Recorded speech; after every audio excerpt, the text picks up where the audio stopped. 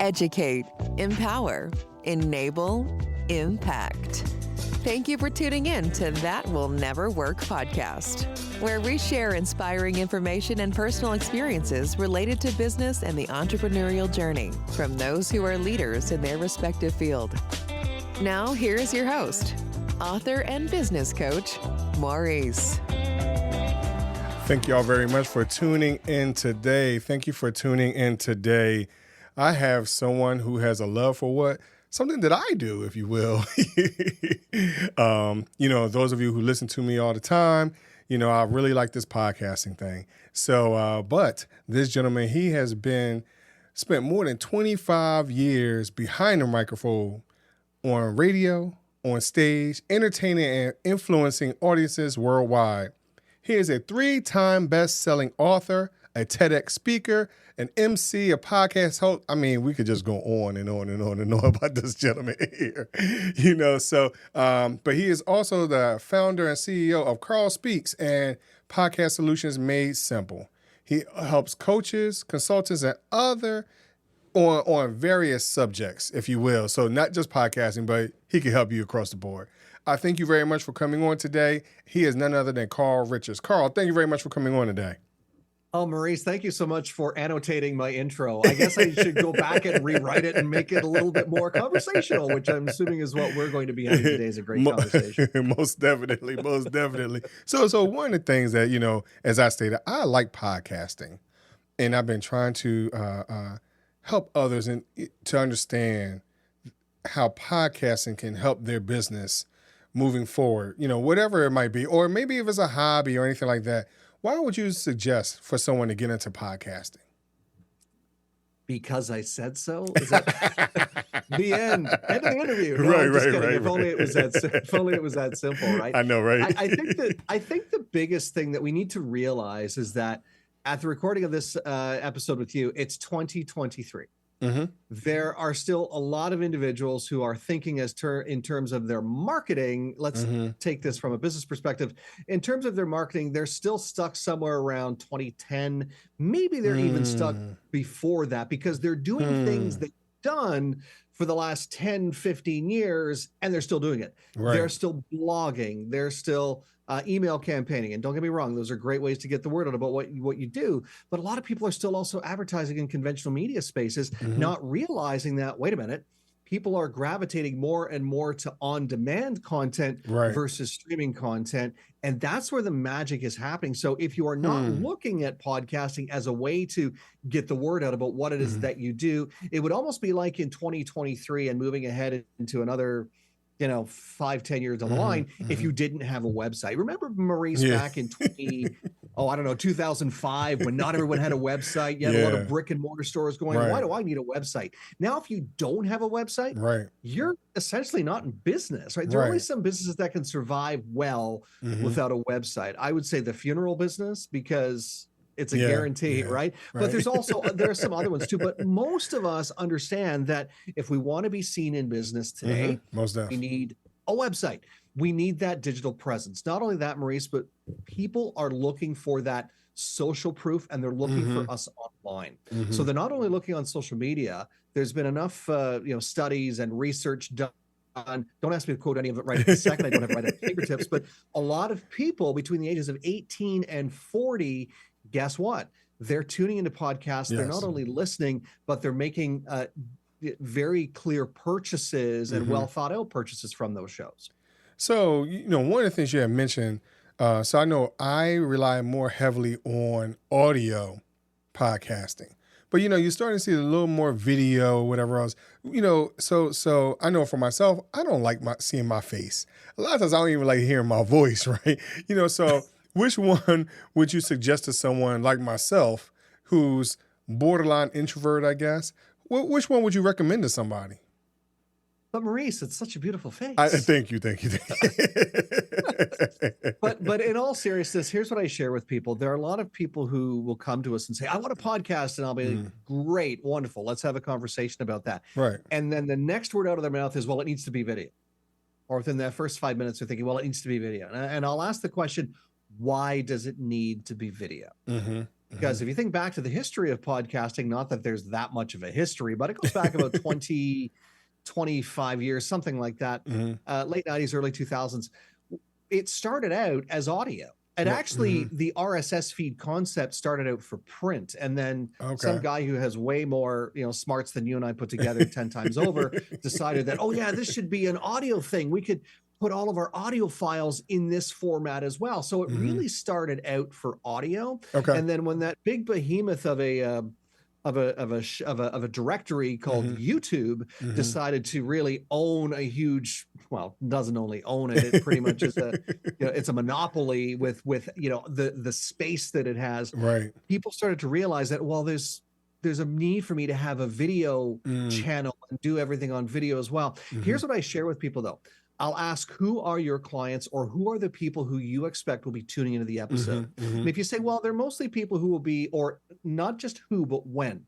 So if they're listening to your show while they're on the treadmill, while they're, maybe not the treadmill, that's a bad example, while they're out for a run or a walk, or they're cooking dinner or breakfast, while they're doing something else, driving, while they're doing something else that they can't focus on looking, you don't need a video podcast. Now, I know there are some people who will say, well, wait a minute, yes, but video is powerful, and yes, it is. But if the people aren't even watching it, why have a video, right? The largest player in the podcasting space right now, there's two of them. There's Apple and there's Spotify. They kind of go head to head. Apple usually wins the fight for now, but those are the two audio platforms, and we know the power of those two. And so I always say, where are your clients going to tune into you? And who are your clients? If your clients are high-level CEOs, they probably will not sit down and watch a video. They don't have time, right? That's my take on it. So look at who your client is, decide how you want to position yourself in front of them, what your message is going to be, and then that'll hopefully help you answer that question. But I say it's up to the individual. I have clients that have both audio and video and full transcription and all of that stuff. And then I have clients who just have audio, just have audio. So it depends on the host, but it more depends on what the show is going to be about and who the audience is that you're receiving. So in presenting your podcast, what would you suggest to an individual as far as equipment? And not I'm using equipment as the baseline, but a budget. Because sometimes we think, hey, you know what? We need to have so much money to invest in equipment. Everyone doesn't have it. And I try to explain to people, hey, you know what? You can start base. It doesn't have to be extravagant or a major studio or anything like that. So what would be your suggestion? Yeah, you're right. You don't need to spend $11 billion to get started. If you want to do that, put all of your money in an envelope and send it to me. I'm more than happy to help you figure all of that out. But to be honest, if you have a couple of $100 at your disposal for a decent microphone, and a decent microphone getting started for podcasting would be, a Nano or a Yeti or the Snowball or any of those. Those are great starter mics, and there are others as well that are a little bit cheaper. But if you want something that is still inexpensive yet high quality, go with the Yeti. It's pretty good. Or go with the Rode. Rode is also another brand, and they're fairly decent. If you want to spend a few dollars more than that, Shure has a great product that will make it sound like you're live in a studio. So if that studio quality really matters and you don't want to do a lot of back end work trying to fix it, then consider that. But for a couple of $100 for equipment, you can have a fairly decent sounding audio that will allow your product or your service to come through. The other thing that's important is when you are recording, because the microphone matters, but the space you're recording in matters. Yes. Maurice, I don't know if you know this, but there are so many people who record their podcasts in a closet. Yes. In their, like a walk-in closet, because that's the quietest space. Right. So if that's the quietest space in your house, because of not only quietest, but there's a lot of soundproofing in that closet. There's clothes, there's carpeting, most likely. That's what you want. You need a little bit of soundproofing. And again, you don't have to spend a ton of money on a studio. You can probably buy a handful of sound panels or a wraparound small sound booth for well under $100. So if you really want to go down that route, little bit of soundproofing if you're not already in a room that's fairly quiet, or go into your closet, at least from a starting point. Right. So a few $100s will take you a long way getting started. So now I've purchased my equipment, right? Yep. One of the next things that I know that I hear a lot, I don't know what to talk about. I like to talk, but I don't know what to talk about, right? So I know for myself, when I first started out, I was just using everyday life. And then I started going into, I found a company called Poddex, which I started getting my information, or my content, if you will, to talk about. What would you suggest to someone to start building that content, if you will? Yeah, I think those are two great resources. Firstly, anything that's a personal story that you can share, you can wrap that in any time into your show. So the fact that you started your show with some everyday life things that are going on, that's actually pretty cool. I actually like hearing that.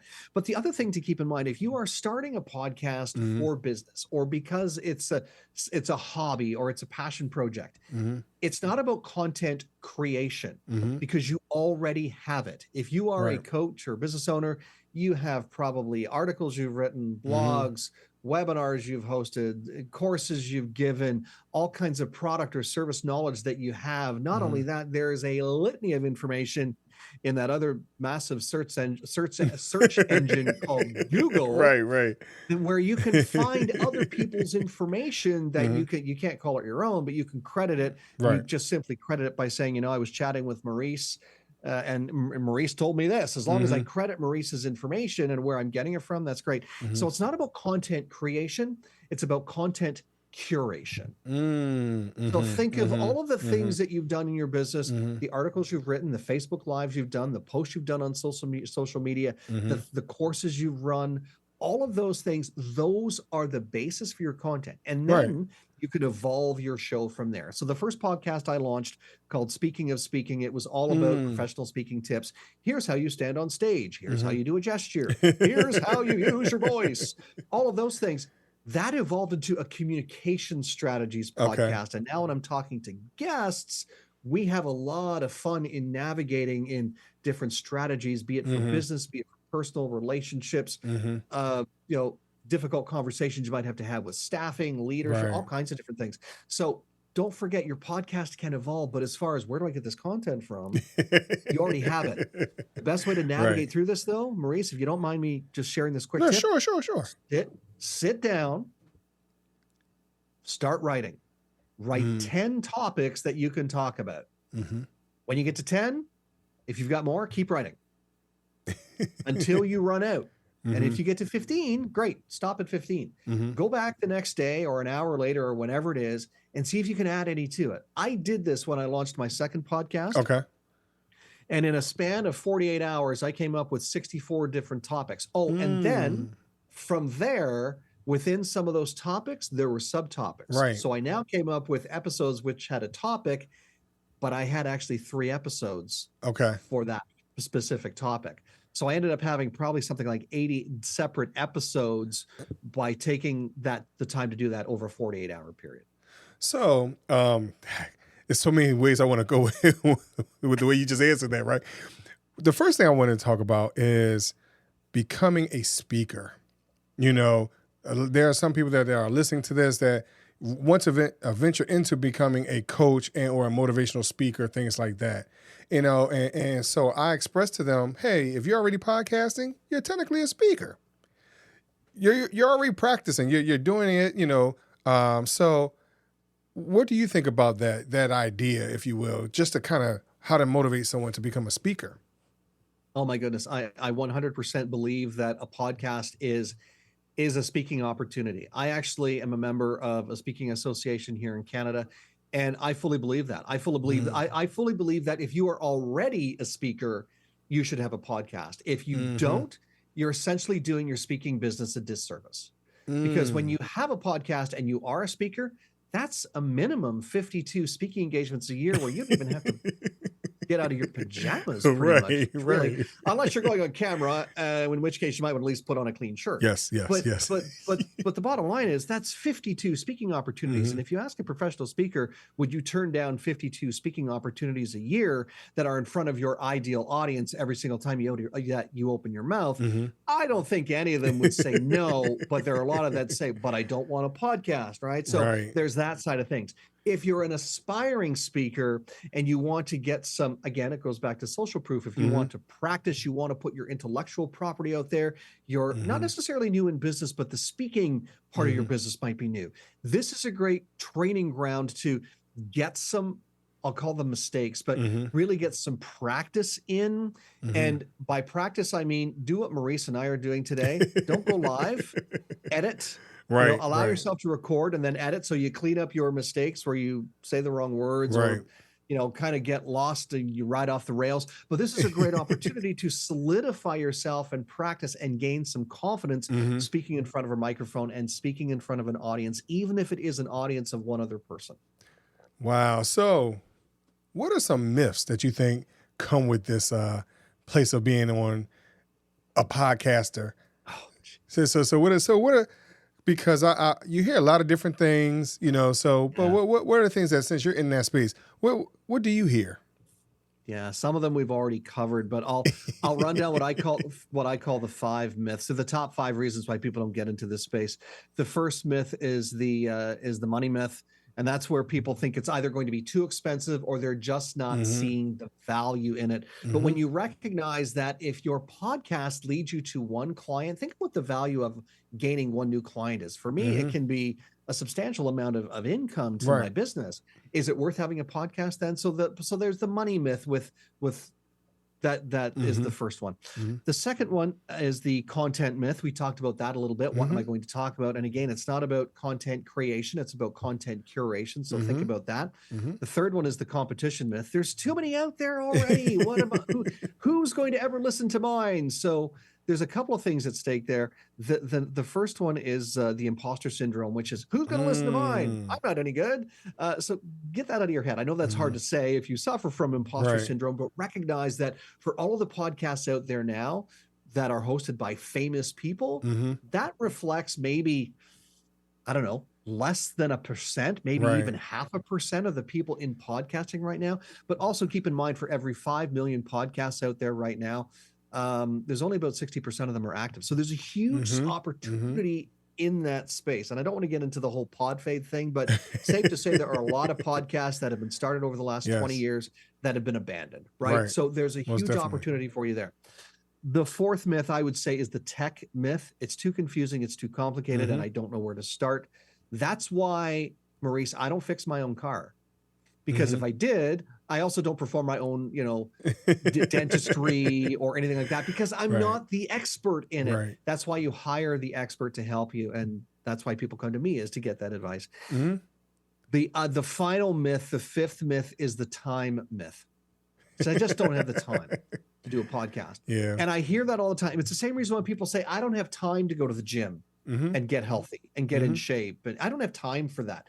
But you know what? When push comes to shove and your health is at risk, you'll find the time. Yes, you will. Always find the time. Most definitely. Right? So with the time for doing a podcast, it's again a matter of how long should a podcast episode be? Maurice, I think yours are around 25, 30 minutes, somewhere around there. There are some people that think a podcast needs to be an hour long or 2 hours long, which is kind of crazy if you ask me. But then there are others who feel that 5 minutes is long enough. So it depends, again, going back to who is it that you're talking to and how long will they engage you?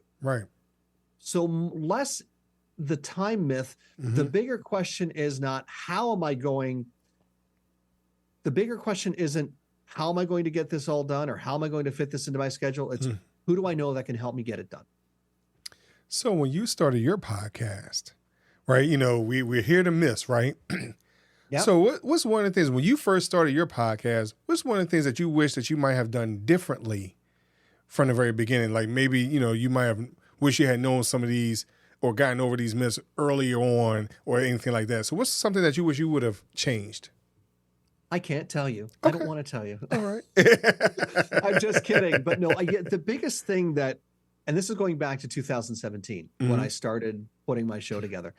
The biggest thing that I messed up, and if it's the old, if I knew then what I knew now, Right. I only went on one podcast platform. I Mm. only went on one platform. Okay. And I got advice from somebody who I thought knew what they were talking about because they had a podcast. It wasn't a podcast expert. Like it wasn't I didn't take a course, but I heard from somebody that said, well, you have to decide which platform you're going to be on. And I chose, smartest decision I think I ever made was I chose Apple, which is great because Apple Podcasts reflects a good chunk of the podcast listening audience. However, there are, when you do a little bit of digging, there are probably about 15 to 20 other platforms. Yes. Not all of them are as popular as Apple, but they still, for some cell phones and smartphones, it's easier to have, for example, those podcast apps on their phones versus say Apple. You know, if you're an Android user, you're not going to be able to access Apple Podcasts. You will be able to access Spotify, and probably Deezer and some of the other ones. So that was the biggest mistake I made. And because of that, my show would probably be twice as popular as it is now. If I would have twice the number of downloads and twice the audience if I had gone on all of the platforms when I launched, but I only launched with one platform. So think of the diversity on where you're being listened to, or which is again, if you want to put your podcast, even if it's audio, on YouTube, fine. It's another platform that you can share that on, but make sure if you're definitely setting up a directory of places to share your podcast, you go with more than just one. So, you know, that's something that I had. Before I started my podcast, I did my research. So I landed on Spreaker. And Spreaker allowed me to put it on more than one platform. And then when I started getting into my own stats, I realized that Apple was not the highest space. It actually ended up being Deezer, GeoSaving, which I had never heard of before, Podchaser. So I agree with that. Like, you know, to diversify, because you think of one thing and it could be something totally different. Yeah, absolutely. And as far as, you know, where Apple fits into all of that, Apple is one. Apple is big, but it's not the only one. And that's why they go head to head quite often with Spotify and, you know, Deezer and podcasts and Podchaser and some of the other ones that you mentioned, because there are other ones out there. And some of those other ones that are out there, they're more reputable, or they are more accepted in other countries than, say, Apple, which again, Apple's big, but it's not the be all end all, right? So that's why you want to make sure you're diversified. So you're growing your audience as efficiently as possible by getting the word out there. Why would you only go on one channel? I mean, hindsight being 2020, because somebody told me, which channel are you going to go on? I'm thinking back in the day, this is why I did this. I'm thinking podcasting is exactly like radio. You want to be one channel and attract one kind of audience. And Apple is going to be it, because I was an iPhone user. Why wouldn't I want to attract other iPhone users? Not realizing that that's not all of the people listening to podcasts. Right. So it was an error I made. So if I knew then what I knew now, I would be on all of the channels and I'd have a much greater reach than I do. Carl, man, I appreciate all the nuggets you provided today. I appreciate it. Please tell us where people can find more nuggets from you. Website, social media, where can they find you? Yeah, absolutely. You'll find me all over social media, Facebook, LinkedIn, Twitter, which I guess is now X, Instagram as well. But you'll find all those plugins at podcastsolutions.com. That's the website. That's where you'll also find, as I said, the social handles. You'll also find, if you want to have a conversation with me after today, you can, you know, book a call with me there too. But that's where you'll also find the podcast if you want to listen to what we're doing in that space. So I encourage you to check us out and come say hi. Carl, thank you very much, man. But before I let you go, my question I ask everybody, my would you rather question. Would you rather choose 3 doors or a fork in the road? Oh, I'd rather choose 3 doors. Really? Yeah. Why 3 doors? There's a science, there's a science, or there's a methodology behind which door, because I've seen this done before. It's like if it's door number 1 or door number 2 or which one. but is something about the Price is Right. I'm trying to remember. I remember seeing it somewhere and which door it is, but I think that the odds I think are better with the doors because and here's the way I look at it too. As one door closes, or if it's not the right door, there's always another one that you can open somewhere. Okay. Carl, thanks a lot, man. I appreciate that. I appreciate being honest with us today. Thank you, Maurice. It's been fun. All right, y'all. Thank you very much for listening to That Will Never Work podcast. And all his information will be in the description. Talk to you later. Thanks for listening. Find us on social media at Chisholm Group LLC and check back weekly for new episodes. Until next time, that will never work, or will it?